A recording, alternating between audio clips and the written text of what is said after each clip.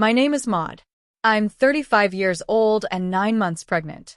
My husband and I were on our way to visit his family, who live just 45 minutes away from us. We visit them a couple of times each month, but today was special. My sweet mother-in-law was making her famous peach cobbler, a dessert I'd been craving for weeks.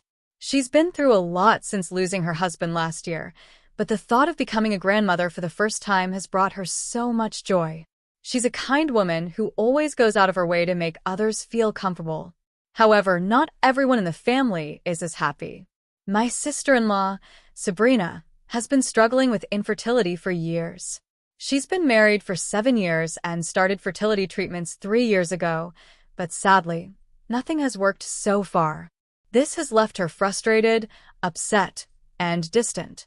Normally, my mother-in-law tries to plan visits so that we don't overlap with Sabrina, just to avoid any drama.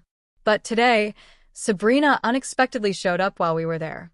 When we arrived, Sabrina greeted me with a cold smirk. "Long time no see, Maud," she said, looking me up and down. "Looks like you've gained a lot of weight. Are you sure you're not just being lazy because you're pregnant?" Her words stung, and I felt my face get hot. Before I could say anything, my husband stepped in. "Sabrina, that's enough. Maud is 9 months pregnant. Of course, her belly is big. You can't talk to her like that." Sabrina rolled her eyes and scoffed. "I'm just saying, it's not good for the baby if the mother gains too much weight. I'm thinking about her health, that's all." I could tell her words weren't out of concern. They were meant to hurt. But I took a deep breath and tried to ignore her. I didn't want to cause any more tension. The day went on, and I did my best to avoid Sabrina. But later, when I walked into the kitchen to get a glass of water, she was there. Before I knew it, Sabrina stepped closer, her face full of anger. "You don't deserve this baby," she spat. Then, without warning, she clenched her fist and punched me hard in the stomach. The pain hit me like a lightning bolt, and I let out a loud cry as I collapsed to the ground. My body felt heavy, and I noticed a rush of liquid.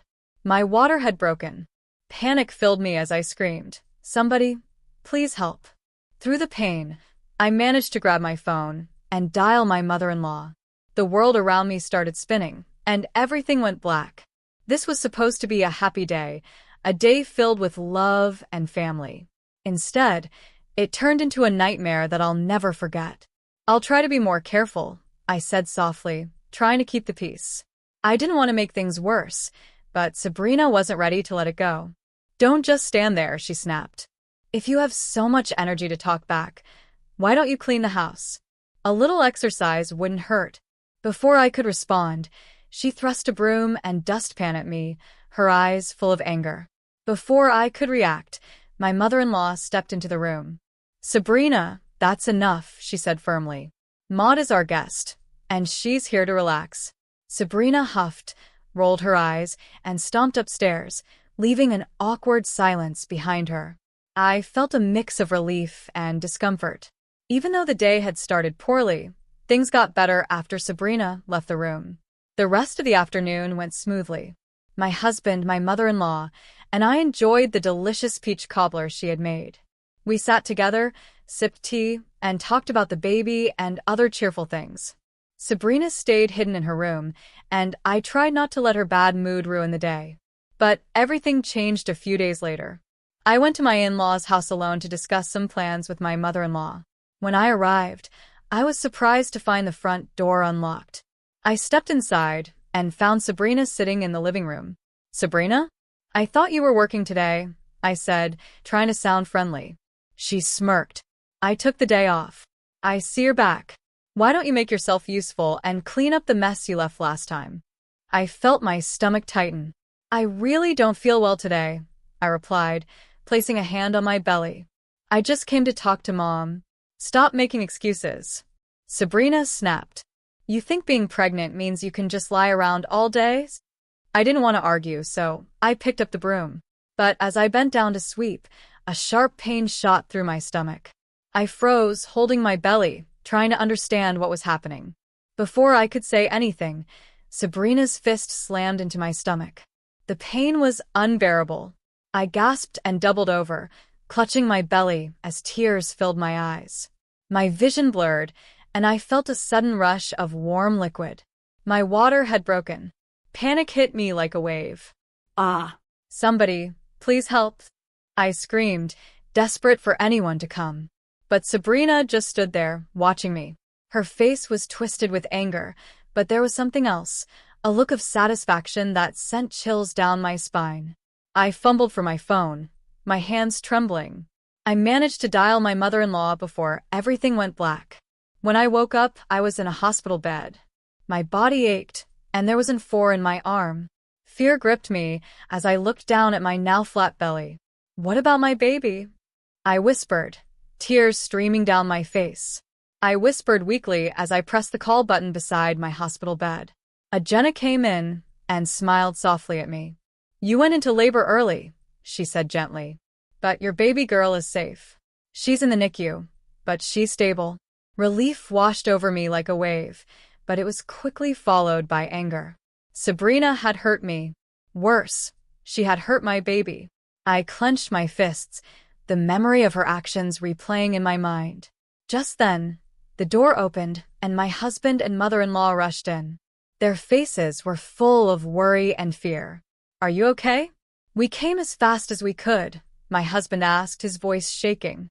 Tears streamed down my face as I looked at them. "Sabrina did this," I managed to say. "She punched me. My water broke, and I—" "Calm down," my mother-in-law said gently, her voice trembling. Her eyes were wet with tears. "She won't get away with this. I promise." The next day, as if testing how far she could push us, Sabrina showed up at the hospital with her husband. She walked into my room, her face cold and emotionless. "Let's settle this," she said flatly. "We'll pay you to drop any charges." Her words made my blood boil. "Are you out of your mind?" I shouted, sitting up in bed despite the pain. "You put my baby's life at risk." Sabrina's husband stepped forward, his face calm but full of arrogance. "Just take the money, Maud," he said. "It'll save us all a lot of trouble." "No," I snapped, my voice firm. "I'll see you in court. Get out of here." Before they could say anything else, my husband stepped in. His face was red with anger as he pointed at Sabrina and her husband. "You think you can buy your way out of this? You're lucky I'm not suing for attempted murder." Sabrina's smug expression disappeared. She stammered something about it being an accident, but none of us believed her. My husband and I were done listening. That very day, we filed a police report. The legal process was long and exhausting, but we didn't back down. Sabrina tried to play the victim, claiming she didn't mean to hurt me and was just frustrated. But the evidence was clear. My testimony, medical records, and witness statements spoke louder than her excuses. In the end, Sabrina was found guilty of assault. The court ordered her to pay a fine and attend mandatory counseling. After that, my husband and I decided to move far away. We changed our phone numbers and cut all ties with Sabrina and her husband. It was a hard decision for my mother-in-law, but she understood. We had to protect our family. A few months later, our baby girl was strong enough to come home. Looking at her tiny, smiling face, I felt a deep sense of peace. We had been through so much, but now we had a fresh start. I felt a deep sense of peace. The nightmare was finally over. We were free from Sabrina's toxic behavior, and life felt brighter. Sabrina's life, however, took a turn for the worse. Her husband left her, and she struggled to make ends meet. Despite everything she had done, I didn't feel any joy in her struggles. I was too focused on my own family, healing, rebuilding, and finding happiness again.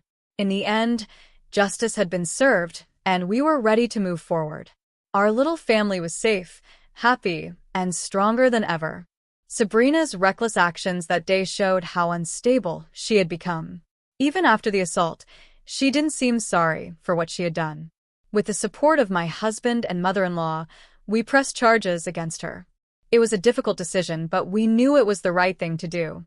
After the court process ended, we moved to a new apartment in a different city. We wanted a fresh start, far away from the pain of the past. My baby girl was slowly recovering, and we were settling into a new routine.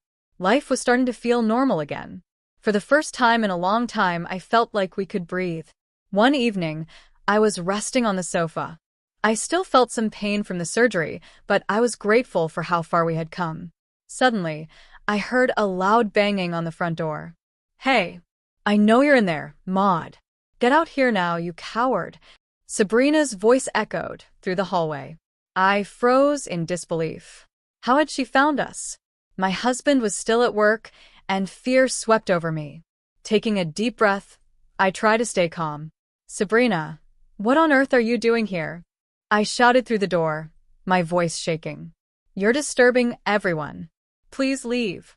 No matter how many times you hide, I'll find you," she screamed. Her voice cracked, full of desperation. "You have to listen to me.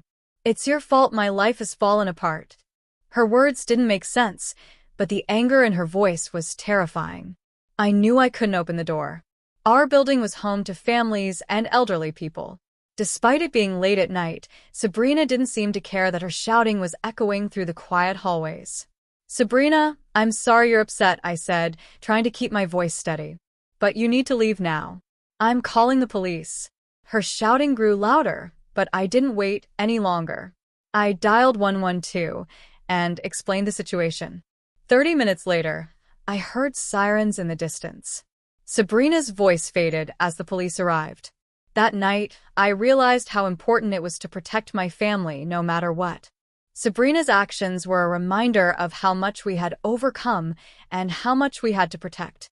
Together, we would continue to heal and move forward, leaving the past behind. "I'm not opening the door, Sabrina," I said firmly, trying to sound stronger than I felt.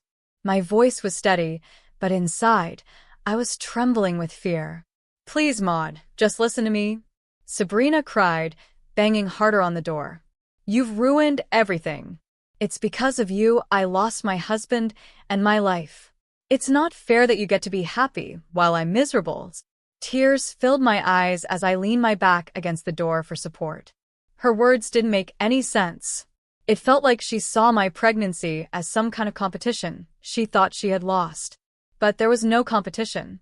I never wanted to hurt her, and I couldn't understand why she was blaming me for her problems. "Sabrina, you need help," I called out softly, trying to stay calm. "Hurting me won't fix anything. This isn't the way." Her tone changed in an instant, becoming sharp and bitter. "You should have waited until I got pregnant first. You should have thought about my feelings. You should have." Her rant was cut short by the sound of sirens blaring outside. Someone in the building must have called the police. Sabrina must have heard them too because her voice suddenly turned panicked. "No." "What do you mean the police are here?" she whimpered, her tone shaky. "Maud, please. Don't let them take me. You have to hide me." I stayed silent. I wasn't going to protect her this time. She needed professional help, and maybe this was the first step toward her getting it. 30 minutes later, the police arrived and began speaking to Sabrina right outside my door. I opened the door just a crack and explained the situation as calmly as I could. Just then, my husband came home. The moment I saw him, I broke down. I couldn't hold it in any longer. I cried as I told him everything that had happened. His face was tense, his jaw tight with anger. "She's dangerous," he said to the officers, his voice firm. "You need to take her away." Sabrina was placed in handcuffs and led away, screaming for me to help her. But I didn't. This had gone too far, and I couldn't protect her anymore. Later that night, I got a call from Sabrina's husband. His voice was shaky and filled with desperation.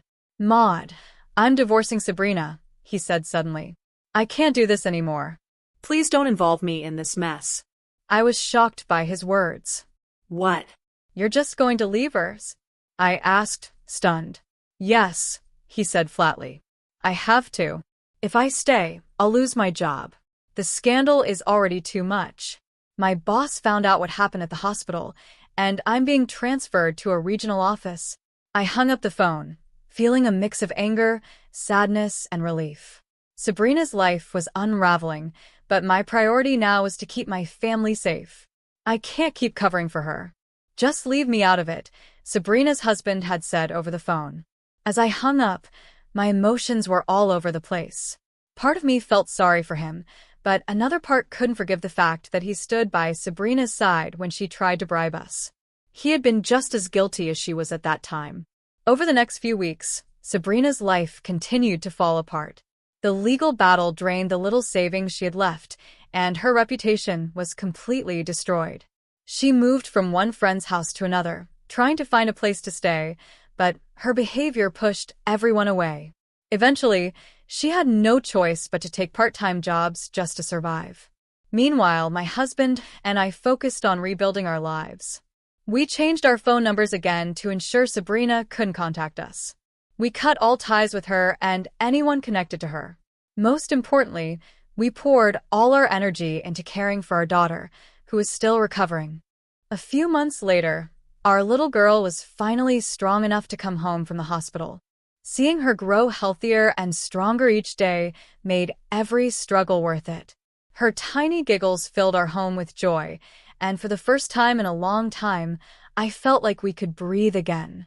One afternoon, as I sat by her crib watching her sleep peacefully, I felt an overwhelming sense of gratitude. We had been through so much pain and fear, but we were finally free from Sabrina's toxic presence. My mother-in-law stayed in touch with us and apologized every chance she got.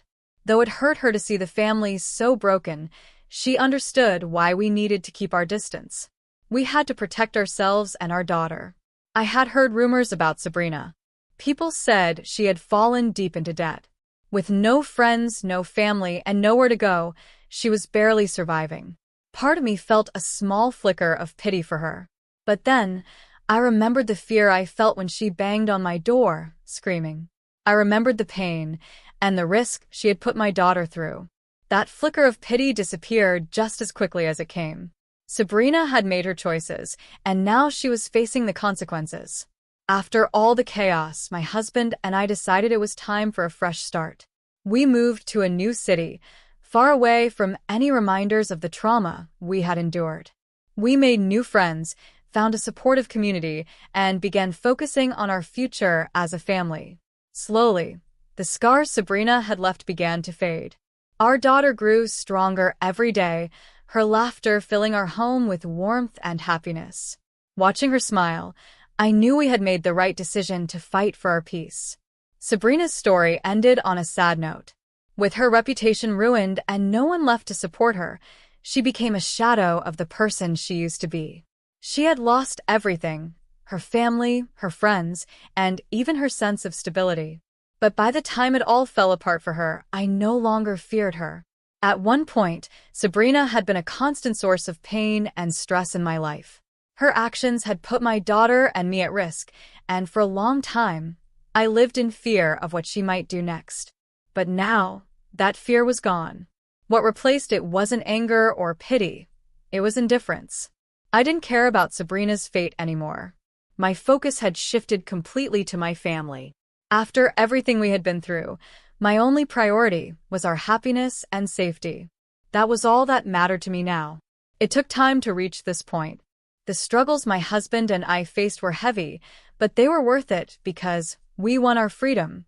Justice had been served, and we had worked hard to rebuild our lives. Moving to a new city helped us heal. We found a fresh start in a place where Sabrina's shadow couldn't reach us. We made new friends, found a community that supported us, and began focusing on the future. Our daughter was a constant reminder of how far we had come. Watching her grow stronger each day filled our hearts with joy. Her laughter brightened our home and gave us hope. She was proof that no matter how hard things got, we could overcome anything as a family. My mother-in-law stayed in touch with us and was supportive throughout everything. Though she felt heartbroken by the fallout with Sabrina, she understood our need to distance ourselves from the pain. She wanted us to live in peace, even if it meant keeping her relationship with Sabrina at arm's length. Every now and then, I would hear rumors about Sabrina. People said she was working part-time jobs just to survive and was deeply in debt. She had no real support system left and seemed to be barely making it. There were moments when I thought about feeling sorry for her, but those feelings didn't last long. When I remembered the fear she caused, the risks she took with my child's life, and the way she treated me, any pity I felt disappeared.